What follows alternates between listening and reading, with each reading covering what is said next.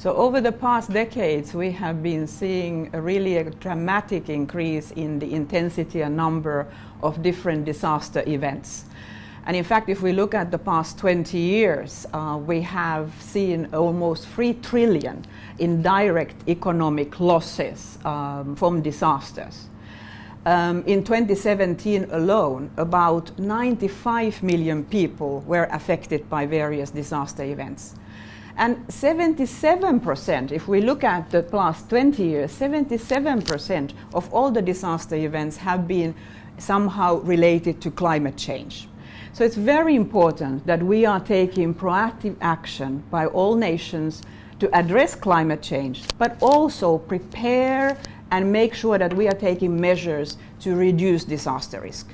Not only to respond and manage to disasters, but really to take action, proactive action, to reduce the risk and reduce the potential negative impact of disasters. So we see that UAE has a really great potential to become an example for others to follow.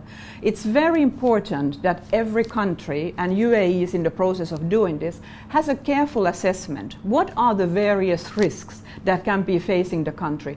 And then developing a national and local disaster risk reduction resilience plans to strengthen the resilience of the country and of the local communities. And we see that UAE is really in a very good progress moving to this. So a number of cities have already signed up in UAE to want to be part of a global movement which calls on making cities resilient. And we've been very encouraged to see this progress happening. This means at the city level, bringing all the different departments and key stakeholders together. Again, understanding the risks and developing a very concrete action plans, how those risks can be addressed, and ensure that cities and eventually the whole country will be resilient to respond to different types of disasters, different types of risks. I think it's very important to understand that disaster events are very interrelated. We cannot just look at single hazards only today, but the impact of various risks, systemic impact. So we need to look at systems in place and interaction, whether it's a natural hazard, impact on electricity, power system, transport, communication, information sharing. So we see a very good potential, and we see really that UAE, and for example in Dubai, will be now hosting later this week a workshop where we are developing and supporting UAE and supporting Dubai to develop resilience plans. So very concrete level, bringing the key stakeholders together. So I have been very encouraged in the discussions with the National Crisis and Emergency Management Agency, NICEMA, on the progress that is moving forward.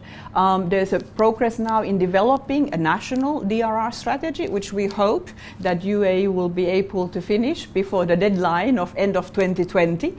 This is a global deadline that the Sendai Framework for Disaster Risk Reduction, which all member states adopted in 2015, that is the deadline that has been set for the national local DRR strategies, and we are really encouraged to see the progress so far and look forward to seeing the finalization of the action plan.